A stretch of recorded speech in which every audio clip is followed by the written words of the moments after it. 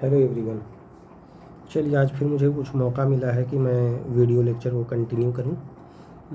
Last lecture 10 में हम लोग एप्लीकेशन ऑफ डायमेंशनल एनालिसिस पढ़ रहे थे, है ना। तो वो एक रिवीजन क्लास में हम लोगों ने ये देखा था, डैट इज़ लेक्चर 10 में हम लोगों ने ये देखा था कि किस तरह से डायमेंशनल मेथड का यूज़ हम लोग करते हैं। तो वहाँ पर 2 केसों के बारे में डिस्कशन किया गया था, है ना। तो जिन लोगों की अगर एप्लीकेशन ऑफ डायमेंशनल एनालिसिस की फर्स्ट लेक्चर छूट गई है तो वे लोग काइंडली लेक्चर 10 जाकर देख लें। लेक्चर 10 में मैंने आपको एप्लीकेशन ऑफ डायमेंशनल एनालिसिस की 2 केसेस पढ़ाई थी। आज की लेक्चर में क्या स्पेशल है, तो आज की लेक्चर में ये स्पेशल है कि आज की लेक्चर में भी हम लोग डायमेंशन के एप्लीकेशन को देखने जा रहे हैं। तो 2 एप्लीकेशन हम लोगों ने लेक्चर 10 में देखा था, आज एक एप्लीकेशन और बची हुई है। चलिए आज की लेक्चर में उसे हम लोग डिस्कस कर ही लेंगे, है ना। तो यहाँ पर ये केस 3 है डायमेंशन की एप्लीकेशन की, और इस केस 3 में हम लोगों के पास है deducing relation among various physical quantities. कहने का मतलब ये है कि डायमेंशनल मेथड का यूज़ करते हुए हम लोग वेरियस फिजिकल क्वांटिटीज़ के बीच में अगर एक कोई जेन्युइन रिलेशन है तो उस जेन्युइन रिलेशन को हम लोग डायमेंशनल मेथड से भी डिराइव कर सकते हैं। अब ये कैसे डिराइव किया जाता है, तो इसको लेकर एक एग्जांपल्स हम लोग कंसिडर करते हैं। चलिए पहले मैं क्वेश्चंस लिख देता हूँ, उस एग्जांपल्स को लिख देता हूँ, फिर उसके बाद पता चलेगा जब मैं सॉल्व करूँगा कि डायमेंशनल मेथड का यूज़ किस तरह से किसी फिज़िकल इक्वेशंस के बीच में, फिज़िकल क्वांटिटीज़ के बीच में रिलेशन को इस्टेब्लिश करने में किया जाता है ना। तो चलिए मैं पहले क्वेश्चन ही लिख देता हूँ। चलिए कंटिन्यू करते हैं, है ना। देखिए क्वेश्चन मैंने लिख दिया है आपको, ये क्वेश्चन आपको एनसीईआरटी में मिल जाएगा। क्वेश्चन है हमारा, consider a simple pendulum having a bob attached to a string that oscillates under the action of the force of gravity. Suppose that the period of oscillation of the simple pendulum depends on its length, mass of the bob and acceleration due to gravity. Derive the expression for its time period using method of dimensions. तो सबसे पहले इस question में तो हमें ये समझना है कि सिंपल पेंडुलम क्या है। अगर आप लोग क्लास 9th में ऑसिलेशन चैप्टर पढ़े होंगे तो वहाँ पर शायद सिंपल पेंडुलम का टर्म आया होगा आपके बीच में, है ना। आप में से हो सकता है कुछ लोगों ने सुना हो, कुछ लोगों ने नहीं भी सुना हो। तो देखिए सिंपल पेंडुलम कहते किसे हैं, हम लोग उस पर बात कर लेते हैं ना। मान लीजिए कि हम लोगों ने किसी रिजिड सपोर्ट से एक स्ट्रिंग बांध दिया इस तरह से। सपोज़ ये स्ट्रिंग है और यहाँ पर किसी मास को अटैच कर दिया। ओके, ये मास अटैच है। तो ये जो अरेंजमेंट हो गई ना हमारी, इसी अरेंजमेंट को हम लोग किस नाम से जानते हैं, सिंपल पेंडुलम के नाम से जानते हैं। तो ये हमारा बन गया सिंपल पेंडुलम। यहाँ पर ये जो स्ट्रिंग है ये नॉर्मली क्या होती है, लाइट एंड इनएक्सटेंसिबल। आमतौर पर यही स्ट्रिंग की क्वालिटी होती है, लाइट एंड इनएक्सटेंसिबल स्ट्रिंग। और ये जो मास अटैच कर रहे हैं, मान लो कोई भी छोटा सा पत्थर ही मान लो, अगर इसको मैंने अटैच कर दिया तो यहाँ पर इस केस में ये क्या कहलाता है, इसे ही हम लोग बॉब कहते हैं ना। तो अब ये बॉब है तो जाहिर सी बात है इस बॉब का अपना एक मास होगा ही होगा। इस मास को आप m कंसिडर कर सकते हैं। अगर ये स्ट्रिंग है तो आप देख लीजिए, मान लीजिए कि ये पॉइंट O है जहाँ से सस्पेंड किया मैंने, और इस पॉइंट को हम लोगों ने क्या मान लिया, सपोज़ इस पॉइंट को हम लोगों ने m मान लिया। तो अब बताइए, तो O से M तक की ये लेंथ हो जाएगी ना, यही ना हमारी लेंथ ऑफ स्ट्रिंग आ गई। तो यहाँ से हम लोगों को ये भी दिख गया कि लेंथ ऑफ स्ट्रिंग हमारे पास क्या है। ओके, तो अब ज़रा आप ध्यान देना, यहाँ पर अगर जो सिचुएशन मैंने दिखाई है पेंडुलम की, ये जो अरेंजमेंट है हमारी ना, इसी अरेंजमेंट को हम लोग सिंपल पेंडुलम के नाम से जानते हैं। मतलब अगर किसी छोटे से बॉब को किसी स्ट्रिंग से हम लोग कनेक्ट कर देते हैं तो ये जो अरेंजमेंट हमारी आ गई, ये अरेंजमेंट आपकी सिंपल पेंडुलम है। ये चीज़ें हम लोगों ने समझ ली कि ये अरेंजमेंट हमारी सिंपल पेंडुलम है। ओके, अब ज़रा यहाँ से ध्यान दीजिएगा, ऐसी अरेंजमेंट की अगर हम लोग बात करते हैं तो देखिए मैं फिर से वापस सिंपल पेंडुलम बना रहा हूँ। तो आप देख सकते हैं यहाँ पर मैंने सिंपल पेंडुलम बना दिया है ना। अब देखिए यहाँ पर अगर बॉब, जो ये ब्लू वाला डॉट है, ये ब्लू वाला डॉट हमारा बॉब है जो स्ट्रिंग से कनेक्ट कर दिया गया है। ये बॉब यहाँ पर रेस्ट में ही रहने वाला है ना। तो ये ऐसी पोजीशन जो है पेंडुलम की, ये मीन पोजीशन के नाम से जानी जाती है। अब मान लिया जाए कि पेंडुलम को हम लोग मीन पोजीशन से डिस्टर्ब कर रहे हैं। मान लीजिए कि मीन पोजीशन से डिस्टर्ब करने के बाद हम लोगों ने पेंडुलम बॉब को यहाँ ला कर रख दिया। ये पोजीशन आप ए मान लीजिए, ठीक है। जब ये पोजीशन ए हो गया तो हम लोगों को स्ट्रिंग दिखानी है, इस वे में दिखा दिया मैंने। अब मान लीजिए कि अगर ए से हम लोगों ने बॉब को छोड़ा, बॉब को रिलीज़ किया, तो ये बॉब कहाँ जाएगा? तो जाहिर सी बात है ये बॉब ए पर तो नहीं रहने वाला है, ये बॉब हमारा ए से इस तरफ जाएगा। और ये जो मीन पोजीशन आई है ना, इस मीन पोजीशन को हम लोगों ने सपोज कैपिटल एम नाम दे दिया, okay, that is the mean position. अब बताइए, तो जैसे जैसे ये बॉब जो है ए से मीन पोजीशन की तरफ आएगा, जाहिर सी बात है इसकी स्पीड बढ़ रही होगी, है ना। तो मीन पोजीशन पर जब ये पहुंचता है तो ये बॉब मैक्सिमम स्पीड के साथ मीन पोजीशन पर पहुंचता है। तो अगर मैं मीन पोजीशन पर मानूंगा तो मीन पोजीशन पर बॉब की स्पीड मैक्सिमम होगी। कहने का मतलब है कि ये मीन पोजीशन पर तो रुकेगा ही नहीं।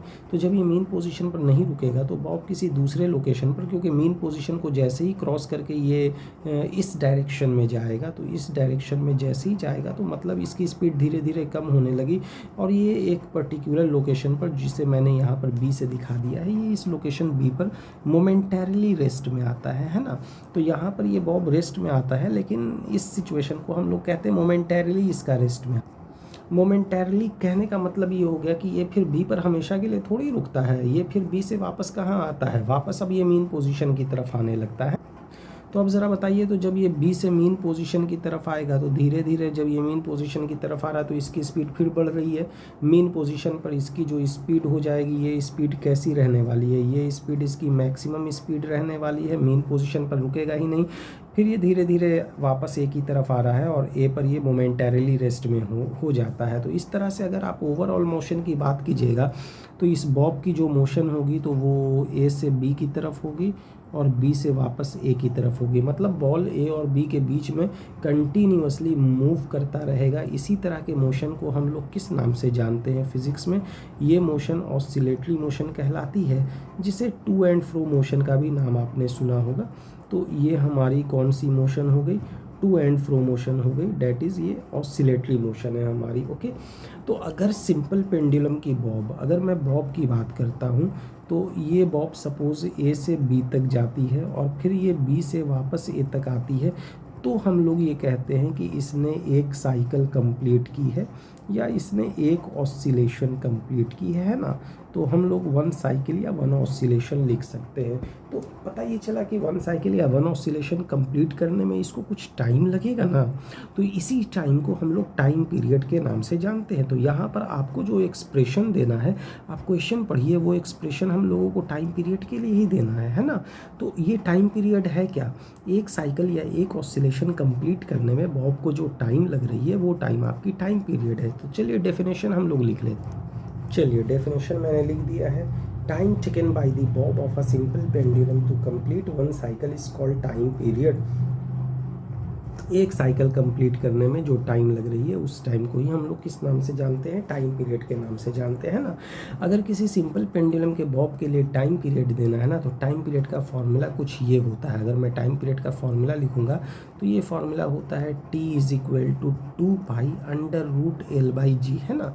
तो ये फार्मूला निकालने का हम लोग दूसरा मेथड भी देखेंगे, और वो मेथड आपको अपने ही 11th क्लास के चैप्टर में पढ़ना है।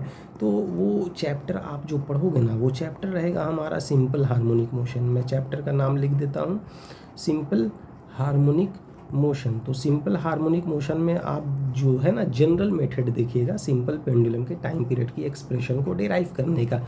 यहाँ पर जिस टॉपिक की हम लोग बात कर रहे हैं, ये हम लोग डायमेंशनल एनालिसिस की बात कर रहे हैं। तो अब हम लोग डायमेंशनल एनालिसिस से देखेंगे कि ये टाइम पीरियड की एक्सप्रेशन जो है ना वो किस तरह से निकाली जाएगी।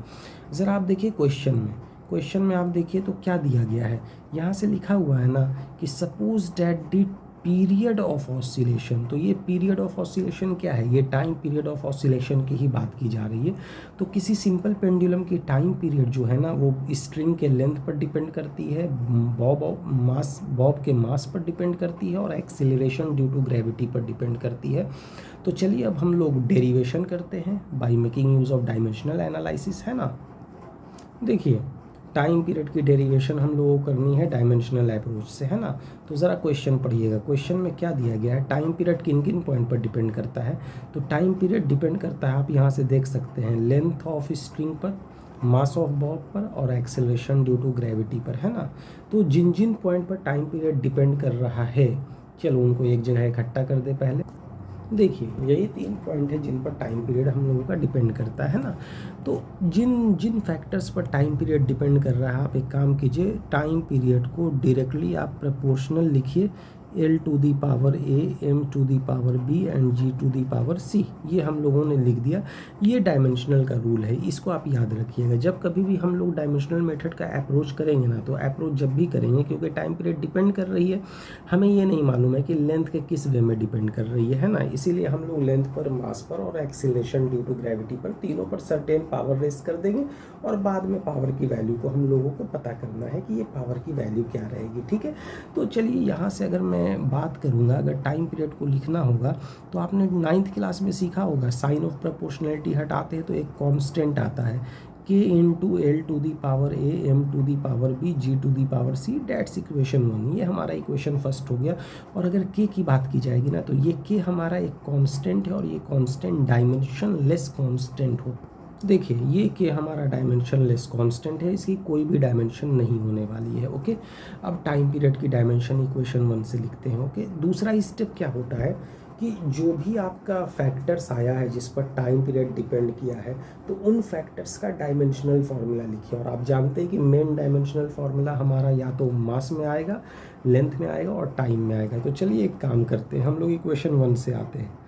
फ्रॉम 1 ये बताइए, तो यहाँ पर ये जो फैक्टर है हमारा, ये फैक्टर तो आपका टाइम पीरियड है, तो LHS में तो टाइम की डायमेंशन क्या होगी, इसको square bracket capital letter T लिखिएगा। के बारे में तो मैं पहले ही बात कर चुका हूँ। ये जो के होता है हमारा, ये के क्या होता है, ये डायमेंशनलेस कांस्टेंट है, तो इसका कोई डायमेंशन नहीं है। अगर आप एल की बात कीजिएगा तो एल हमारा लेंथ हो जाएगा, तो आप यहाँ से नहीं लिख सकते हैं एल टू दी पावर ए। अगर आप एम की बात कीजिएगा तो एम हमारा मास है, और मास की डायमेंशन को तो कैपिटल एम से दिखाएंगे, M to the power B. और जी क्या है, जी आपका एक्सेलरेशन ड्यू टू ग्रेविटी है, और आप अच्छी तरह से जानते हो ना कि एक्सेलरेशन की डायमेंशन क्या होती है, LT-2। तो ये LT-2 टू दी पावर सी आ जाएगा। ओके, चलिए इस इक्वेशन को अब हम लोग वापस रीशेप करते हैं। ये टी आ गए, तो बताइए, तो ये m to the power a b आ जाएंगे। एल की अगर बात कीजिएगा तो l to the power a plus c हो जाएगा, और टी की बात कीजिएगा तो t to the power minus c आ जाएगा। ओके, ये इक्वेशन हमारा बन गया। अब इस इक्वेशन को आपको इक्वेट करना होगा, तो ध्यान दीजिए ये इक्वेटिंग कौन सा मेथड कहलाता है मैथमेटिक्स में। इक्वेटिंग का मतलब ये है कि m के पावर को m के पावर के साथ आपको बिलोंग कराना है, l के पावर को l के पावर के साथ बिलोंग कराना है, और t के पावर को t के पावर के साथ बिलोंग कराना है। तो अगर आप ऊपर वाले इक्वेशन की बात कीजिएगा तो ऊपर वाले इक्वेशन में मास नहीं है और लेंथ नहीं है, तो क्या आप इस डायमेंशन को ऐसा नहीं लिख सकते हैं, m to the power 0, l to the power 0, t, ये आ गए। और यहाँ से अगर आप लिखिएगा तो ये m to the power b आ जाएगा, l to the power a plus c आ जाएगा, और t to the power minus c आ जाएगा। और जैसे ही इक्वेट कराया तो आपको दिख गया m के पावर को m के पावर के साथ मैच कराइए, तो जैसे ही मैच कराएंगे आपका b इज इक्वल टू 0 आएगा। एल के पावर को एल के पावर के साथ मैच कराइए, तो अगर आपने मैच कराया तो a plus C is equal to 0 आ गया, और t के पावर को t के पावर के साथ मैच कराइए, तो यहाँ पर t पर पावर क्या है 1, और यहाँ -2c है, तो आप यहाँ लिखिएगा ना -2c इज इक्वल टू 1। चलिए लिख दिया। अब अगर इसके बाद मैं बात करूँगा तो मान लीजिए कि c की वैल्यू निकाली आपने, तो c की वैल्यू -1/2 आ गई भाई, चलो c की वैल्यू आ गई। यहाँ से अगर तुम लिखोगे तो a c के जगह पर क्या लिखना, -1/2 इज इक्वल टू 0 आ गया, तो it means a is equal to 1/2 आ गया। और b की वैल्यू की अगर हम लोग बात करते हैं तो b की वैल्यू ऑलरेडी हमारे पास 0 है। तो हम लोगों को इस तरह से डायमेंशनल पावर जो है ना, वो डायमेंशनल पावर की वैल्यू मिल गई, a क्या है, b क्या है, c क्या है। अब वापस आप इक्वेशन 1 में आ जाइए। तो अगर हम लोग यहाँ से इक्वेशन 1 में आ जाएंगे तो बताइए इक्वेशन 1 में से क्या मिल जाएगा हम लोगों को, फ्रॉम 1। जैसे ही 1 में आ गए तो आप बताओ टाइम पीरियड का फॉर्मूला क्या है, since t is equal to दिए गए थे k into L to the power a, m to the power b, g to the power c, ये दिए गए थे। और t लिखना है तो k is equal to L to the power a की जगह पर 1/2, m to the power b की जगह पर 0, g⁻⁻², इतने आ जाएंगे।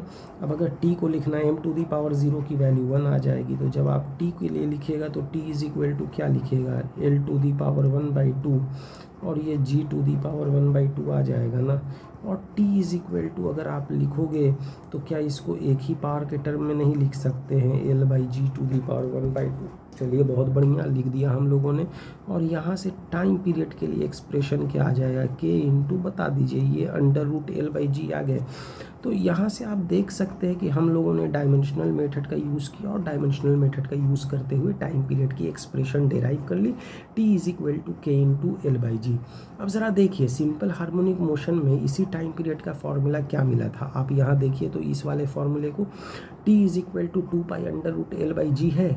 तो एक्चुअल अगर फॉर्म की बात करेंगे तो एक्चुअल फॉर्म में यही फॉर्मूला क्या होगा, in actual form t is equal to जो फॉर्मूला आता है वो 2π√l/g आता है। ये इस फॉर्मूले का एक्चुअल शेप हो गया है ना। तो जब कभी भी आप डायमेंशन से फॉर्मूला निकालेंगे ना, तो डायमेंशन से आपको कांस्टेंट ऑफ प्रोपोर्शनैलिटी की वैल्यू नहीं मिलती है। इट मीन्स कि अगर मैं लिखूँगा तो आप ये लिख सकते हैं, dimensional approach does not give the idea of constant. जो कांस्टेंट हम लोगों ने लगा रखा है ना, उस कांस्टेंट के बारे में ये आइडिया नहीं देता है। इसको हम लोगों को चैप्टर में जाकर देखना होगा कि आखिर यहाँ पर कांस्टेंट क्या है। अगर हम लोग आंसर की बात करेंगे ना, तो जब भी डायमेंशनल फार्मूले से आप किसी रिजल्ट को दीजिएगा तो बस इतना ही आंसर हो जाएगा, वो हमेशा के फॉर्म में आएगा। तो एक बार आप लोग फिर से देख लीजिए हम लोगों ने क्या किया। यहाँ पर किसी भी चीज़ की डायमेंशनल इक्वेशन, किसी भी चीज़ फिजिकल क्वांटिटीज़ के बीच में रिलेशन देना है, तो रिलेशन देने के लिए क्या होगा, एक बार फिर से मैं रिवाइज करा दूँ। देखिए यहाँ से आप देख सकते हैं कि जब कभी भी आपको रिलेशन देना है तो आपको वो फैक्टर्स पता होगा जिस पर कोई फिजिकल क्वांटिटी डिपेंड कर रही है। तो यहाँ पर क्वेश्चन में वो फैक्टर्स दिए हुए थे। अगर आप दूसरे क्वेश्चन को भी सॉल्व करोगे तो आपको कहीं ना कहीं फैक्टर्स दिए हुए मिलेंगे, है ना। तो हम लोग फिर क्या करते हैं, उसको उन फैक्टर्स के टर्म में लिखते हैं जो यहाँ मैंने लिख दिया था, t proportional to l to the power a m to the power b g to the power c। और फिर उसके बाद अगले स्टेप में क्या करते हैं, l m और g इसकी एक्चुअल डायमेंशनल फार्मूला लौटा देते हैं। एक्चुअल डायमेंशनल फार्मूला लौटाने के बाद फिर मास के पावर को मास के साथ, लेंथ के पावर को लेंथ के साथ और टाइम के पावर को टाइम के साथ LHS और RHS के लिए इक्वेट करते हैं। इक्वेट करने के बाद आपको जो है ना अननोन पावर ए बी और सी के बारे में पता चल जाएगा। जैसे ही ए बी और सी के बारे में आपको पता चल गया, आप इक्वेशन 1 देख लीजिए। इस इक्वेशन 1 से आपको डिजायर्ड फिजिकल रिलेशन के बारे में आइडिया मिल जाएगा। और यहाँ से भी हम लोगों को आइडिया मिल गया, जो कि मिल गया t is equal to k into √l/g। तो याद रखिएगा dimensional method constant of proportionality की वैल्यू नहीं देता है, k के टर्म में ही हमारा फाइनल आंसर हो जाएगा। लेकिन दूसरे सोर्स से हम लोग टाइम पीरियड की वैल्यू जानते हैं। सिंपल पेंडुलम के लिए ये वैल्यू हमारी होती है 2π√l/g। तो ये हम लोगों ने एक पहलू देखा कि एक क्वेश्चन देख लिया कि किस तरह से डायमेंशन का यूज़ करते हुए हम लोग फॉर्मूले को डेराइव कर सकते हैं ना। चलिए अब कुछ क्वेश्चंस कर लेते हैं और इस केस को यहीं पर रैप अप करते हैं। आज की वीडियो ज़्यादा लंबी नहीं होगी, मैं आज की वीडियो को कम ही टाइम में रैप अप करने वाला हूँ। देखिए यहाँ पर एक क्वेश्चन हम लोगों ने ले लिया है, कंसिडर कर लिया है। If the energy E is equal to g to the power p h to the power q c to the power r, ये क्वेश्चन है हमारे पास। जहाँ g क्या है, g है universal constant for gravitation, h क्या है, h है प्लैंक्स कांस्टेंट और c क्या है, स्पीड ऑफ लाइट। तो हम लोगों को पता करना है कि p q और r की वैल्यू क्या होगी। ओके, तो सबसे पहले मैं एक काम करता हूँ, मैं universal constant of gravitation, Planck's constant और स्पीड ऑफ लाइट की डायमेंशन लिख देता हूँ, है ना। देख लीजिए हम लोगों ने डायमेंशनल फार्मूला लिख दिया। x universal constant for gravitation capital G का डायमेंशन क्या होता है, m to the power -1 l to the power 3 and t to the power -2। Planck's constant h का डायमेंशन क्या होता है, ml square t to the power -1। और speed of light c की डायमेंशन, क्योंकि है तो ये स्पीड की डायमेंशन lt -1 होती है। अगर किसी को डायमेंशन में कोई प्रॉब्लम है, क्लास नहीं किया है, तो आप एक काम कीजिएगा, आप लेक्चर नंबर 6, लेक्चर 7 और लेक्चर 8 ये 3 लेक्चर देखिए। इन 3 लेक्चर्स में डायमेंशनल फार्मूला किस तरह से निकाला जाता है अलग अलग फिजिकल क्वांटिटीज़ का, वो सारा मैंने पढ़ा रखा है, ठीक है। अब देखिए आप क्वेश्चन पर आते हैं। ये जो एनर्जी है, एनर्जी हमारा किस तरह से वैरी किया गया है, ओके। तो अगर मैं बात करूँगा तो अकॉर्डिंग टू क्वेश्चन, आगे से ध्यान रखिएगा, अगर मैं A/Q लिख रहा हूँ तो A/Q का सेंस निकल जाएगा अकॉर्डिंग टू क्वेश्चन, है ना। तो अकॉर्डिंग टू क्वेश्चन अगर बात किया जाएगा तो since energy is equal to क्या होते हैं, ये दिए गए हैं G⁻P, H⁻Q, C⁻R। अगर मैं बात एनर्जी की करूँगा तो एनर्जी की भी डायमेंशन आपको मालूम है ना। तो यहाँ से अगर मैं एनर्जी के लिए लिखता हूँ तो एनर्जी के लिए डायमेंशन कितना आ जाए, देखिए एनर्जी की डायमेंशन हम लोगों ने लिख दी है, ब्लू कलर पर ध्यान दीजिएगा। Energy is equal to mL² T-2 होता है ना। अब यहाँ से रखिए जो भी क्वांटिटीज़ दी गई है, अब इनके डायमेंशन में इन सारी चीज़ों को ध्यान दीजिएगा। एनर्जी की डायमेंशन क्या हो जाएगी, mL² T-2। अगर मैं acceleration universal constant for gravitation की बात करूँगा, m-1L⁻³ T⁻2 पर पावर p। h की बात करूँगा तो h हमारा क्या आ गया, mL² T⁻1, ये q आ गए। और c की बात कीजिएगा तो LT-1, इस पर पावर r आ जाएगा, है ना। तो यहाँ से ये मैंने लिख दिया। अब ज़रा आप बताइए आगे क्या आ जाएगा, ये mL² T-2 ये मिलने वाले हैं हम लोगों को। यहाँ से अगर आप लिखोगे तो ये कितना लिखोगे, m⁻p लिखोगे। लेंथ की बात करोगे तो लेंथ पर पावर कितने आ जाएंगे, 3p + 2q + r, ये लेंथ पर पावर आ गए। और टाइम के लिए लिखोगे तो टाइम के लिए क्या आएगा, -2p -q -r, ये हमारा टाइम के लिए फॉर्मूला पावर आ गया, है ना। तो अब एक काम कीजिएगा, m के पावर को m के साथ, l के पावर को l के साथ और t के पावर को t के साथ इक्वेट करना रहता है। तो हम लोग अगले स्टेप में क्या यूज़ कर लेते हैं, ऑन इक्वेटिंग। तो ज़रा ध्यान दीजिए, m के पावर को m के साथ अगर इक्वेट कीजिएगा तो यहाँ पर तो m के ऊपर पावर 1 है। तो जैसे ही मैंने इक्वेट किया तो यहाँ से ये -p इज इक्वल टू कितने दिख गए, -p।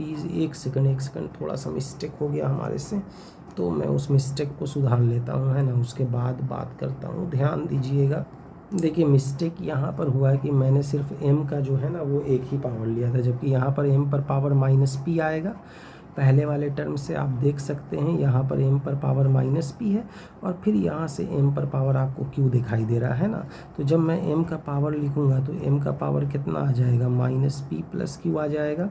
l पर पावर सही हमारा, t⁻ भी सही है। जैसे ही इक्वेट कर दिया, इक्वेट करने के बाद हमारे पास आ गया -p + q। तो -p + q कितने आ जाएंगे, 1 आ जाएंगे। दूसरे टर्म में अगर मैं बात करूँगा लेंथ के पावर को इक्वेट कीजिए, तो लेंथ के पावर को इक्वेट करेंगे तो ये 3p + 2q + r, और इक्वेट कर दिया तो ये हमारा 2 आ गया। फिर आप टाइम के पावर को इक्वेट कीजिए तो टाइम के पावर से -2p -q -r, और इसे अगर मैंने इक्वेट कर दिया तो ये हमारे पास टाइम के हिसाब से कितने आ गए, -2 आ गए। अब बताइए अगर यहाँ से आप माइनस कॉमन ही ले लेंगे तो ये 2p + q + r मिल जाएगा। ये -2 हटा देने के बाद ये कितने मिल गए, 2p + q + r is equal to 2 आ गया। अगर आप नज़र दौड़ाइएगा तो ये हमारे पास 3 इक्वेशन है ना, 1 2 एंड 3। अब इन 3 इक्वेशन को हम लोग सॉल्व करते हैं और सॉल्व करने के बाद हम लोग क्या करेंगे, पी क्यू और आर की वैल्यू को निकालेंगे। कैसे निकालेंगे ज़रा ध्यान दीजिएगा। फ्रॉम 1, अगर आप इक्वेशन 1 से आप आइएगा तो बताइए, तो q की वैल्यू लिखनी होगी, तो q की वैल्यू 1 + p लिखिएगा। तो अब इस q की वैल्यू को आप इक्वेशन 2 में लौटा दीजिए। जैसे ही आप इक्वेशन 2 में लौटाते हैं तो इक्वेशन 2 क्या है, 3p + 2, q है ना, q की जगह पर 1 + p रखिएगा। और ये कितने मिल गए, r मिल गए, इज इक्वल टू 2 लिख सकते हैं आप। तो बताइए 3p + 2 + 2p + r is equal to क्या आ गया, 2 2 कैंसिल, 3p एंड 2p ये कितने आ जाएंगे, 5p + r is equal to क्या आ जाएंगे, 0 आ जाएंगे। तो यहाँ से अगर हम लोग r की वैल्यू की बात करते हैं तो r की वैल्यू -5p आ गई, है ना। तो अगर आप ध्यान देना तो ध्यान देने से पता ये चलता है कि q की वैल्यू भी हम लोगों ने p के टर्म में लिख दी है और r की वैल्यू भी हम लोगों ने p के टर्म में लिख दी है। अब आपके पास एक इक्वेशन बच जाता है, इक्वेशन 3। तो इक्वेशन 3 से ज़रा आ जाइए, 3 में क्या है, 2p plus Q plus R is equal to 2 है ना। तो अगर ऐसे कंडीशन से हम लोग बात करेंगे तो बता दीजिए कितना आ जाएगा, 2p प्लस क्यू, क्यू की जगह पर 1 प्लस पी लिखिएगा और आर की जगह पर -5p लिखिएगा, ये हमारा 2 आ जाएगा। बताइए 2p plus 1 plus P minus 5p is equal to 2, 2p 3p minus 5p, तो ये तो -2p आ गया, -2p इज इक्वल टू 1 आ जाएगा। तो बता दीजिए p की वैल्यू क्या आ जाएगी, -1/2। तो यहाँ से हम लोगों को p की वैल्यू 1/2 आ गई। अगेन अब q और r निकालना है, तो यहाँ से आपको पता है q is equal to 1 plus p है, आप देख सकते हैं यहाँ पर। तो since q is equal to 1 plus P है, इट मीन्स 1 माइनस 1/2, तो कितने आ गए, 1/2 आ गए। तो मालूम ये हो गया कि q की वैल्यू भी हम लोगों को पता चल गई, 1/2 आ जाती है। अगेन अगर r की वैल्यू की बात करेंगे, then since r is equal to -5p, -5 into that's -1/2, तो इट मीन्स r की वैल्यू कितनी आ जाएगी, ये आ जाएगी 5/2। तो हम लोगों ने p, q और r तीनों का पता कर लिया है ना। p आपका -1/2 है, q हमारा 1/2 है और r हमारा 5/2 है। अब ज़रा ऑप्शन देखिएगा, ऑप्शन में आपको ये जो पहली वैल्यू है ये p की दिखाई गई है, दूसरी वैल्यू जो है वो q की दिखाई गई है और तीसरी वैल्यू जो है वो r की दिखाई गई है ना। तो हमारे पास ऑप्शन नंबर 1 करेक्ट आ रहा है। आप देख लीजिए भाई, ऐसा ही कुछ हमने किया है।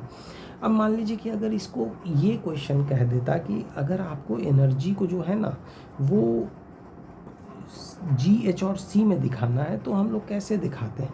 तो मान लीजिए कि एनर्जी की रिलेशन जी, एच और सी में दिखानी होती, तो एनर्जी इज इक्वल टू क्या लिखा है, g to the power p, h to the power q, c to the power r, ये लिखा है ना। तो अब मुझे लिखना था भाई एनर्जी के लिए, तो एनर्जी के लिए आप क्या लिखिएगा बताइए। तो g to the power p, g p पर पावर क्या है -1/2, h to the power q, q कितने आ गए 1/2, and c to the power r, r क्या आ गए 5/2। और यहाँ पर ये भी हमारा एक आंसर हो सकता था अगर एनर्जी को हम लोगों को कैपिटल जी, एच और सी के टर्म में दिखाना होता तो उम्मीद है ये क्वेश्चन आप लोगों को समझ में आया होगा किस तरह से इस क्वेश्चन को सॉल्व किया जाता है। पक्का 1-2 बार प्रैक्टिस कीजिएगा, एकदम पक्का हो जाएगा, श्योर। ओके, चलिए नेक्स्ट बढ़ते हैं।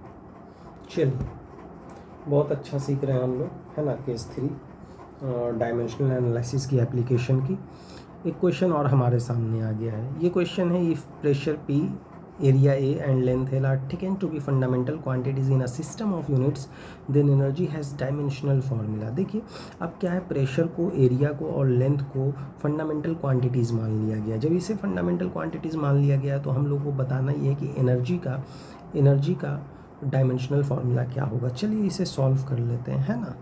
तो यहाँ से ध्यान देना, प्रेशर, एरिया और लेंथ को फंडामेंटल क्वांटिटीज़ माना गया और एनर्जी के लिए देना है। तो suppose energy is equal to, साफ से लिख देते हैं हम लोग, है ना।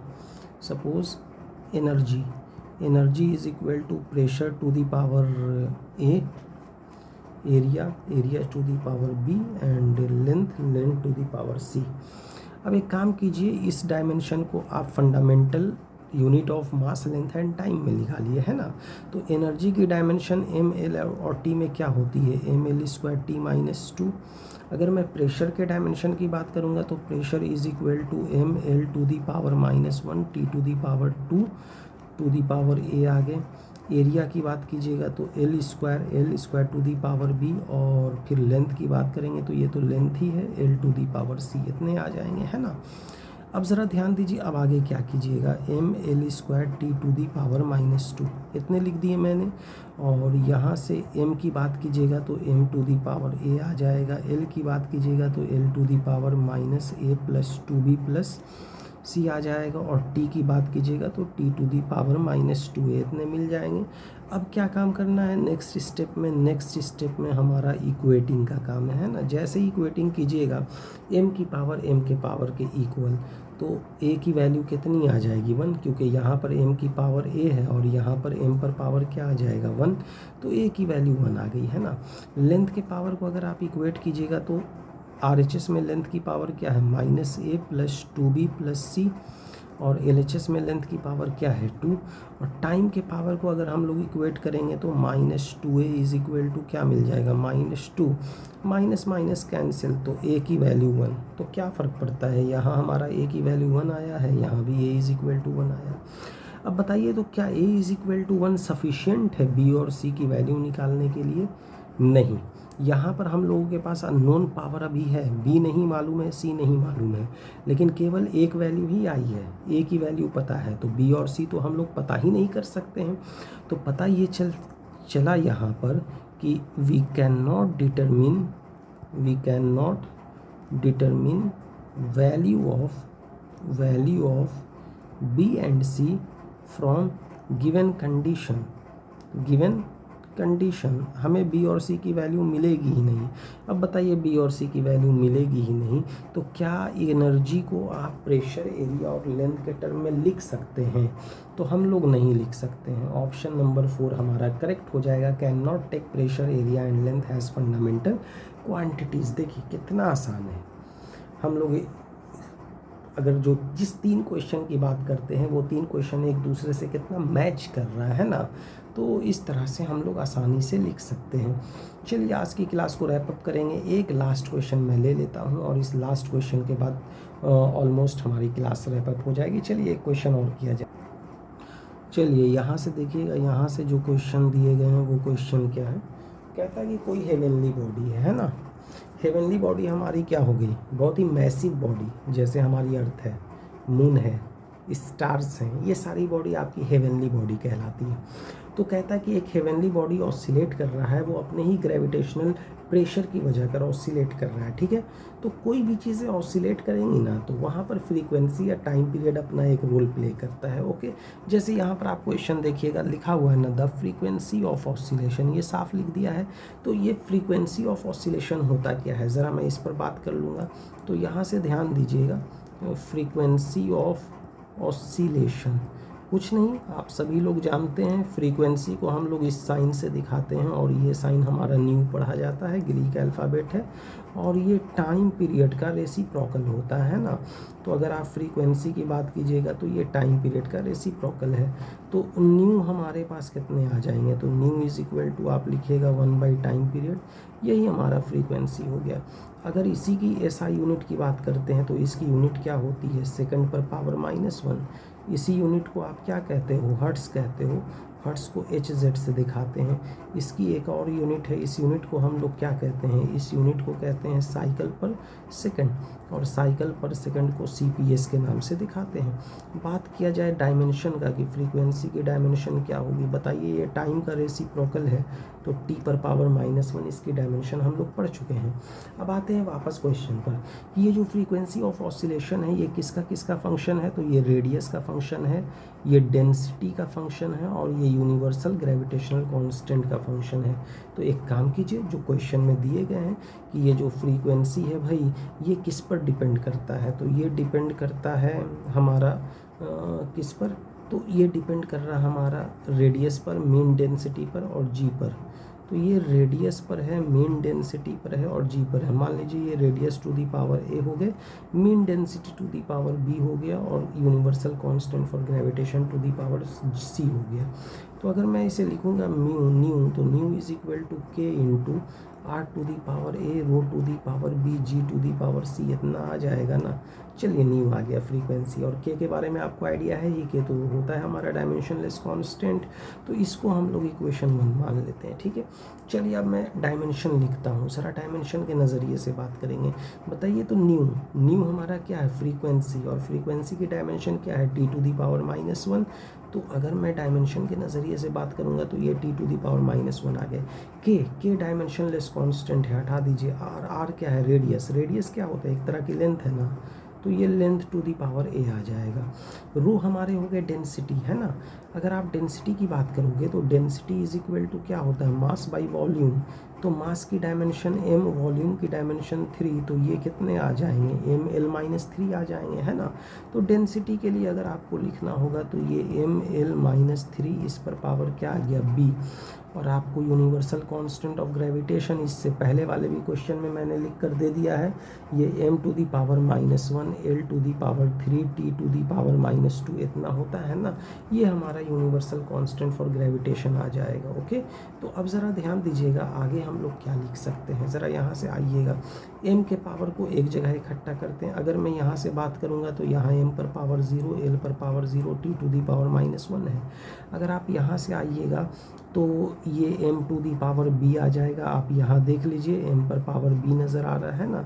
यहाँ से अगर आप आइएगा तो m पर पावर माइनस ये तो पावर c है ना, तो आप m to the power -c लिख देना। अगर आप l की बात करोगे तो l to the power a-3b और प्लस कितने आ जाएंगे, 3c आ जाएंगे।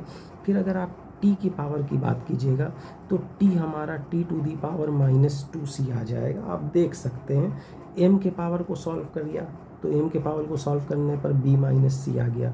l के पावर को सॉल्व करेंगे तो l के पावर को सॉल्व करने पर a-3b प्लस 3c आ जाएगा, और t के पावर को सॉल्व करेंगे तो -2c आ जाएगा। ओके, अब आप इक्वेट कीजिए। तो जैसे ही आप इक्वेट करते हैं, हम सभी लोगों को मालूम है कि ऐसे कंडीशन में क्या होता है, m की पावर m के पावर के साथ इक्वल हो जाती है, तो b-c की वैल्यू 0 होगी। l की पावर l के पावर के साथ इक्वल होती है, तो it means a-3b plus 3c is equal to 0 हो जाएगा। t की पावर t के पावर के साथ इक्वल होती है, तो -2c इज इक्वल टू -1 मिल गए। तो अब बताइए, अब हम लोग इसको सॉल्व करते हैं, है ना। तो एक काम किया जाए, सॉल्व किया जाए। बताइए -2c is equal to c है, तो माइनस माइनस हटा दीजिए, तो c की वैल्यू क्या आ जाएगी 1/2। चलिए भाई, c की वैल्यू आ गई।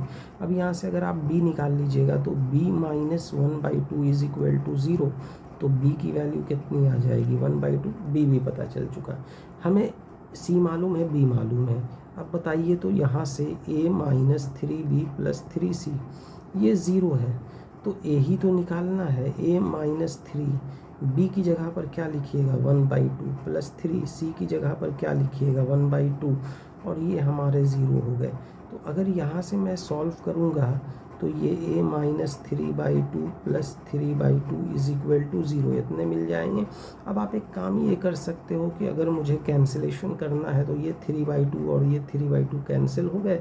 कैंसिल होने के बाद अगर मैं a की बात करूँगा तो a इज इक्वल टू क्या आ जाएगा 0 आ जाएगा।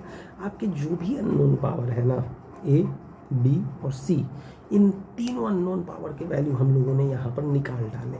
जब अननोन पावर के वैल्यू निकल गए हमारे, तो इक्वेशन 1 में आइए। इक्वेशन 1 क्या कहता है आपके सामने, ये रहा इक्वेशन 1, है ना। तो nu is equal to k into R to the power a rho to the power b g to the power c।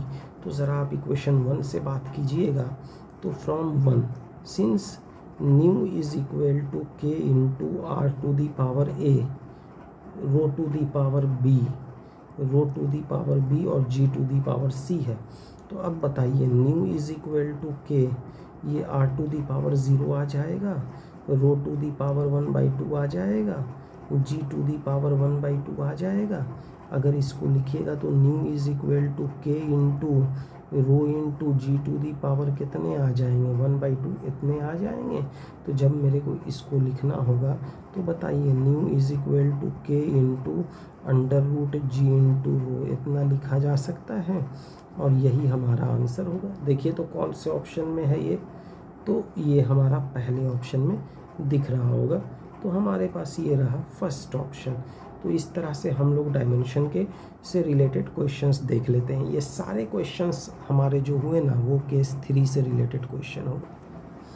चलिए ध्यान दीजिएगा, एक छोटी सी चीज़ और हम लोग समझ लेते हैं, बस 2 मिनट में क्लास हम लोगों की रैपअप हो जाएगी, है ना। तो ध्यान दीजिएगा, हम लोगों ने डायमेंशन का इतना सारा यूज़ पढ़ा है, लेकिन डायमेंशनल मेथड का अपना एक लिमिटेशंस होता है, और वो लिमिटेशंस हम लोग देखेंगे कि कौन कौन सी लिमिटेशंस है। फिलहाल आपको स्क्रीन पर 2 लिमिटेशंस दिख रही होगी, है ना। तो मैं अगर पहले लिमिटेशंस की बात करूँगा तो पहला लिमिटेशन ये कहता है, पहला डायमेंशनल मेथड का जो लिमिटेशन है वो ये कहता है कि डायमेंशनल मेथड से हम लोग कांस्टेंट को, डायमेंशनलेस कांस्टेंट के बारे में पता नहीं कर सकते, है ना। हम लोगों ने बहुत सारा ऐसा एग्जाम्पल किया, उस एग्जाम्पल्स में हम लोगों को कांस्टेंट के मिलता है जो कि हमारा डायमेंशनलेस कांस्टेंट है, लेकिन ये कांस्टेंट क्या होगा, कितना होगा, इसके बारे में हमें कोई भी जानकारी नहीं मिलती है। तो इसी पॉइंट को पॉइंट नंबर 1 में हाईलाइट किया गया है कि डायमेंशनल मेथड की मदद से हम लोगों को डायमेंशनल कांस्टेंट के वैल्यू का कुछ अता पता नहीं चलता है। दूसरा पॉइंट जो हमारे पास है, जैसा कि आप देख रहे हैं, वो ये कह रहा है कि अगर कोई फिजिकल क्वांटिटी डिपेंड करता है मोर देन 3 क्वांटिटीज से, तो अब मैं यहाँ पर आपको बात एक बताना चाहता हूँ, ज़रा ध्यान दीजिएगा। हम लोगों ने जितनी भी इक्वेशन अब तक पढ़ी है इस केस में, उसमें आप देख रहे होंगे कि जब किसी भी फिजिकल क्वांटिटी को बदलते थे ना, तो बदलने पर हम लोगों को सिर्फ 3 ही चीज़ मिलती थी, 3 ही फंडामेंटल क्वांटिटी मिलती थी, मास, लेंथ और टाइम। लेकिन ये फैक्टर, ये जो लिमिटेशन है, ये कह रहा है पॉइंट नंबर 2 ये कह रहा है कि अगर मान लीजिए कि कोई फिजिकल क्वांटिटी डिपेंड करता है मोर देन 3 क्वांटिटीज़ पर, तो हम लोग वैसे इक्वेशन का डायमेंशनल मेथड से पता नहीं चला पाएंगे। ये डायमेंशनल मेथड की एक लिमिटेशन है। तो कहने का मतलब ये निकल जाता है कि डायमेंशनल मेथड वहीं पर एप्लीकेबल है जहाँ पर फिजिकल क्वांटिटीज़ मास, लेंथ और टाइम के टर्म में ही लिखी जा रही है। अगर कोई एक और एडिशनल फिजिकल क्वांटिटी इन्वॉल्व हो गई, तो वहाँ पर इसको लिखना थोड़ा, वहाँ पर सॉल्यूशन लाना हमारे लिए पॉसिबल नहीं है। ये इसकी दूसरी लिमिटेशन होती है। जैसे एक एग्जाम्पल यहाँ पर दिया हुआ है, आप वाइट वाले एग्जाम्पल को ध्यान दीजिएगा। एग्जाम्पल कहता है कि अगर हम लोग थर्मल कंडक्टिविटी की बात करते हैं, है ना, तो dimensional formula of thermal conductivity को हम लोग MLT डेट इज़, अगर हम लोग बात करेंगे तो क्या मिल रहा है यहाँ पर कि थर्मल कंडक्टिविटी की डायमेंशन को हम लोग सिर्फ मास, लेंथ और टाइम, ये जो 3 फंडामेंटल क्वांटिटी होती है, मास, लेंथ और टाइम, इन 3 के ही टर्म में नहीं एक्सप्रेस करते हैं, बल्कि यहाँ पर एक और क्वांटिटी हमारी आ जाती है जिसे हम लोग क्या कहते हैं, टेम्परेचर कहते हैं। इसका सेंस यही निकलता है ना। तो अगर मान लिया जाए कि मास, लेंथ और टाइम के अलावा कोई दूसरी क्वांटिटी भी इन्वॉल्व है, तो वहाँ पर हमारे लिए डायमेंशनल इक्वेशन को सॉल्व करना क्या होता है, थोड़ा सा डिफ़िकल्ट टास्क होता है, या यूँ कह लें कि सॉल्यूशन हमारी वहाँ पर वैलिड नहीं रहती है। इसीलिए ये पॉइंट यहाँ पर हाईलाइट किया गया है, जो पॉइंट नंबर 2 है। नेक्स्ट बढ़ते हैं। देखिए, तीसरी कमी देखते हैं हम लोग डायमेंशनल इक्वेशन की, है ना। तो बहुत सारा फिज़िक्स में ऐसा भी फॉर्मूला होता है जो कंपोजिट रिलेशन होता है। जैसे यहाँ पर आप देखिए, मैंने 2 इक्वेशन लिखा है, v is equal to U plus A T, S is equal to U T plus half A T square. अगर आप डायमेंशनल मेथड से इस फॉर्मूले को डेराइव करना चाहिएगा, तो ये फार्मूला हमें डायमेंशनल अप्रोच से नहीं मिलने वाला है ना। तो यहाँ पर डायमेंशनल मेथड जो है ना, वो काम नहीं करती है इस फॉर्मूले को डेराइव करने में। तो 3 लिमिटेशन हम लोगों ने डायमेंशनल मेथड का देखा। चलिए एक और पॉइंट देख लिया जाए। चलिए आप ज़रा देखिए तो पॉइंट नंबर 4। तो यहाँ पर पॉइंट नंबर 4 क्या लिखा हुआ है कि डायमेंशनल मेथड की मदद से आप वैसे फार्मूले को डेराइव करने में सक्षम नहीं हैं, आप वैसा फार्मूला डेराइव नहीं कर सकते हैं जो कि ट्रिग्नोमेट्रिकल रिजल्ट पर बेस्ड हो, एक्सपोनेंशियल रिजल्ट पर बेस्ड हो, या लॉगरिदम रिजल्ट पर बेस्ड हो, है ना। तो फिज़िक्स में कुछ फार्मूला ऐसा भी आपको मिलेगा जिसमें ट्रिग्नोमेट्रिकल रिजल्ट होगा, लॉगरिदम वाला टर्म आ जाएगा, या फिर एक्सपोनेंशियल वाला टर्म आ जाएगा। उसी में दो एग्जाम्पल मैंने लिखा है। एक एग्जाम्पल है एग्जाम्पल ए, जो कि इक्वेशन ऑफ ट्रैवलिंग वेव है। तो वेव का इक्वेशन होता है y is equal to A sine omega T minus K X. और फिर दूसरा इक्वेशन मैंने लिखा है जो आरसी सर्किट में चार्ज का इक्वेशन होता है, और चार्ज का फॉर्मूला होता है Q0 1 minus E to the power minus T by R C. तो आप देख सकते हैं कि इन दोनों इक्वेशन में एक में ट्रिग्नोमेट्रिकल फंक्शन इन्वॉल्व है, यहाँ साइन लगा हुआ होगा, और अगले में एक्सपोनेंशियल फंक्शन इन्वॉल्व है, यहाँ पर ई लगा हुआ होगा, है ना। तो वैसा इक्वेशन जहाँ पर trigonometrical function, exponential function involve रहता है, उसको हम लोग डायमेंशन की मदद से डेराइव नहीं कर सकते हैं। चलिए एक और पॉइंट लास्ट में लिख देता हूँ, फिर क्लास को रैप अप करूँ। देखिए, जब हम लोग डायमेंशनल फार्मूले की बात करते हैं कि डायमेंशनल फार्मूले से किसी इक्वेशन को कैसे डेराइव किया जाए, तो कभी कभी हम लोग विडंबना में भी रह जाते हैं। हम लोग ये डिसाइड ही नहीं कर पाते हैं कि कोई फिज़िकल क्वांटिटी किन किन फैक्टर्स पर डिपेंड करती है। तो मतलब फैक्टर्स का अंदाज़ा हम लोगों को सही से नहीं हो पाता है। तो अब बताइए, अगर फैक्टर्स का अंदाज़ा सही से नहीं हो पाएगा तो फिर वैसे कंडीशन में हम लोगों को डायमेंशनल फॉर्मूले की मदद से इक्वेशन को सेट करना बड़ा मुश्किल है। ज़रा एक एग्जांपल देखिए, यहाँ पर मैंने शुरू में ही आपको समझाया था, जैसे टाइम पीरियड की मैंने बात की थी।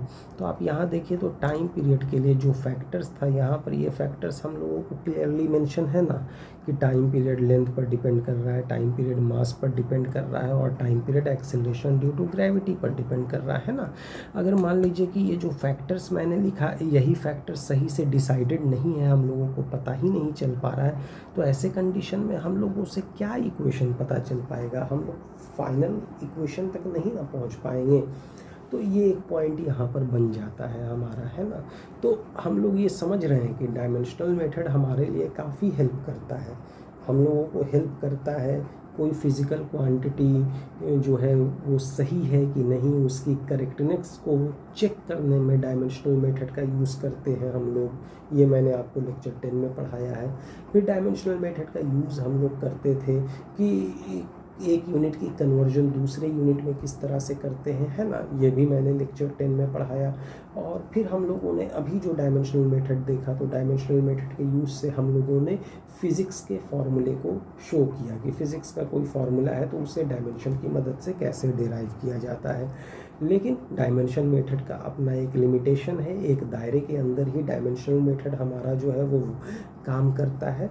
तो हम लोगों ने वो सारी चीज़ें की। इसकी लिमिटेशंस में ये 5 पॉइंट मैंने आपको लिख कर दे दिया है, समझा दिया है। ये 5 पॉइंट डायमेंशन की लिमिटेशंस में आती हैं।